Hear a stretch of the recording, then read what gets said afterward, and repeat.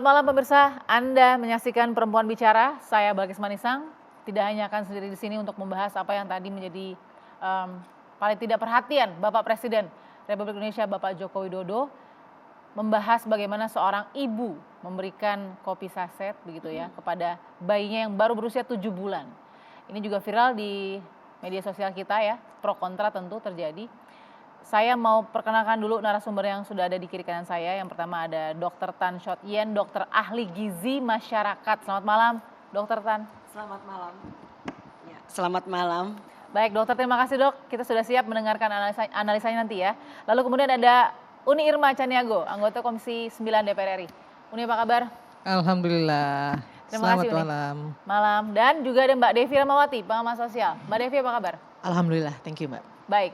Kita sudah dengar tadi sedikit dari Pak Presiden, tapi kita lihat dulu bagaimana bisa kok kemudian konten ini ya justru menjadi viral begitu agar mendapat simpati dan bantuan dari netizen. Ini dilakukan oleh ibu tadi karena dianggap dia tidak mampu membeli susu ya sebagai kebutuhan dasar dari sang bayi. Kita lihat. Beredar di media sosial video ibu memberi kopi susu instan ke anaknya yang berusia 7 bulan. Menurut sang ibu, dirinya terpaksa memberi susu kopi instan karena tidak mampu membeli susu formula. Selain itu, kopi susu instan dianggap mengandung susu. Untuk mendapat simpati masyarakat, video sengaja dibuat dan disebarkan ke media sosial. Minimnya pengetahuan dan penyuluhan gizi orang tua dalam memberi makanan minuman menjadi persoalan serius bangsa. Jutaan anak Indonesia yang seharusnya bisa menjadi generasi produktif, justru terancam mengalami kemunduran.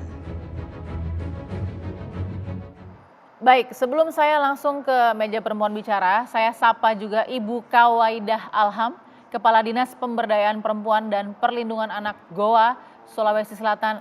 Selamat malam Ibu Ida. Selamat malam. Baik Ibu Ida, saya langsung penasaran Ibu, setelah viral, Ya. plus Bapak Presiden langsung membuat ini menjadi contoh begitu ya, dari kurang semangatnya atau kurang seriusnya penyuluhan terhadap parenting issues di Indonesia. Bagaimana Ibu Ida kelanjutan dari kasus ibu memberikan kopi saset kepada bayinya? Silakan. Ya, selamat malam pada pemirsa TV One kalian. Kalau di selanjutnya ini karena sekarang penanganannya sudah kami rehabilitasi di Sentra Gauma Baji untuk mendapatkan perlindungan, ya. Jadi kedepannya ini insya Allah penanganan sudah kami lakukan secara kolaborasi dengan seluruh pihak-pihak yang terkait. Ya. Jadi semua sudah bergerak kalau di Kabupaten Goa. Baik, sudah sempat bertemu dengan sang ibunda belum Ibu Ida? Sudah. Semenjak kami ketemu sampai sekarang, tadi lagi ini saya baru kembali dari tempat aman mereka dan diwawancara.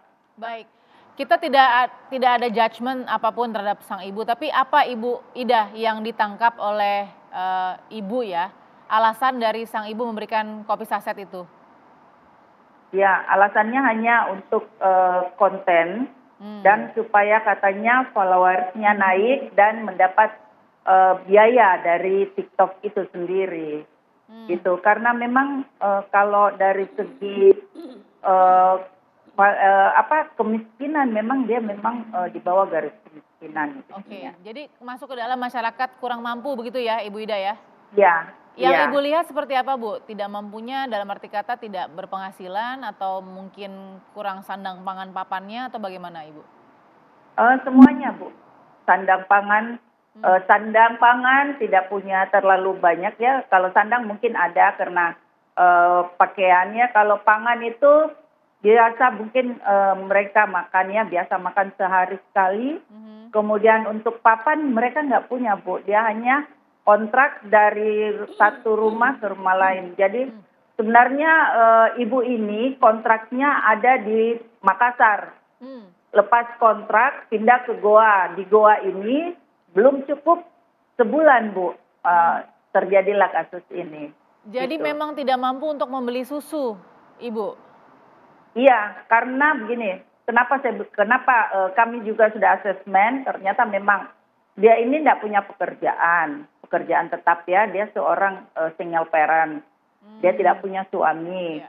Kemudian penghasilan itu kalau dipanggil untuk menjaga warung sari laut, itu malam mereka dapat biaya di situ, dapat upah. Upahnya itu hanya 80.000 satu kali jaga.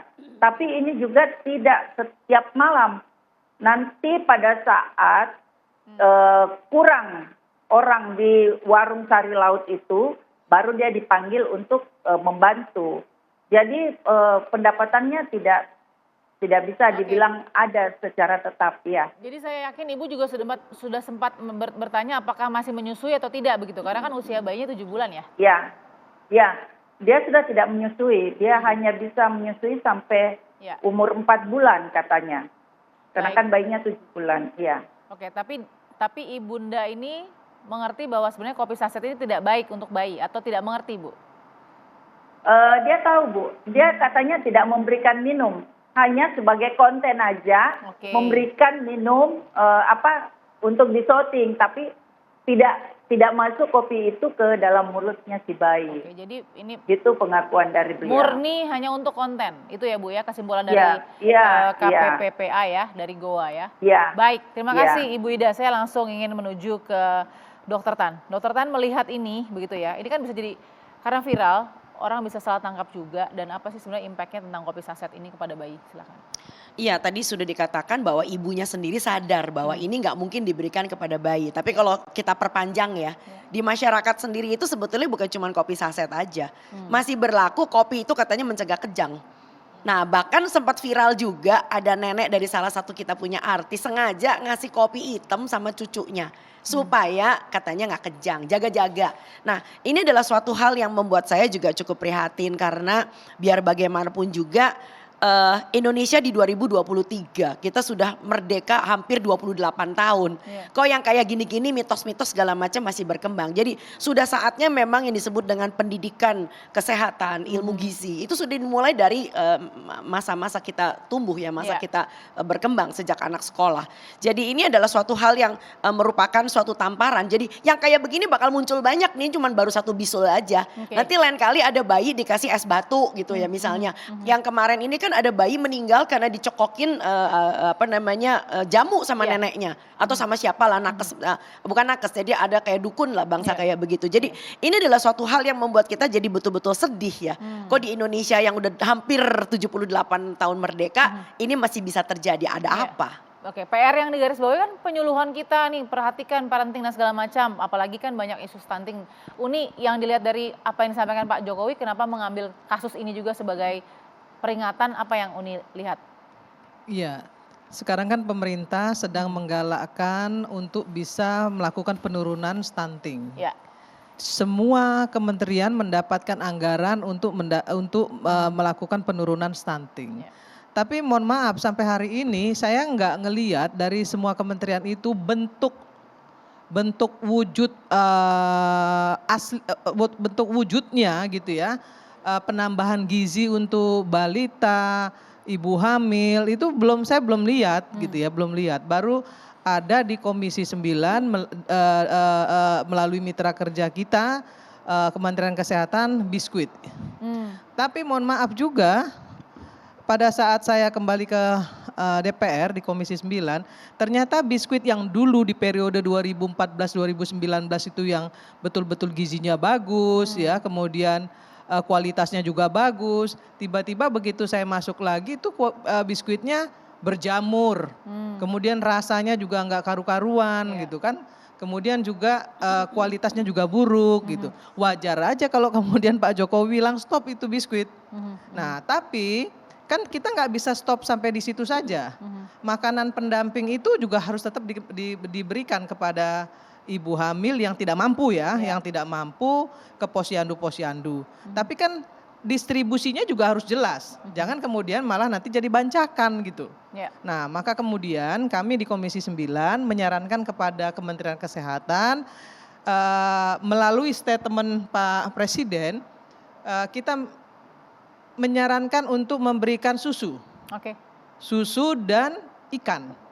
Ya, nanti saya juga mau tanya dengan Dokter Tan, apakah ikan makarel yang Sarden akan ya? bukan sarden, ikan makarel Ya. yang akan diproduksi oleh Kementerian Kesehatan misalnya, itu bisa gitu ya, bisa baik untuk kecukupan gizinya bagi pencegahan stunting lah ya, sebagai makanan pendamping loh ya, bukan makanan utama. Baik. Nah, ini juga kita sedang mencoba untuk mencari tahu apakah ikan makarel itu bisa. Nah, selain biskuit, kalau biskuit sudahlah kita tinggalkan itu. Tapi kita juga minta agar susu dan ikan itu bisa didistribusikan. Oke. Karena anggarannya besar sekali. Tapi message yang disampaikan Pak Jokowi mengambil satu kasus ini bahwa meskipun tadi ujungnya kan demi konten, tapi paling tidak ada hal seperti ini karena merasa tidak mampu dan segala macam. Bagi Uni salah satu potret yang seperti apa di mata Pak Jokowi?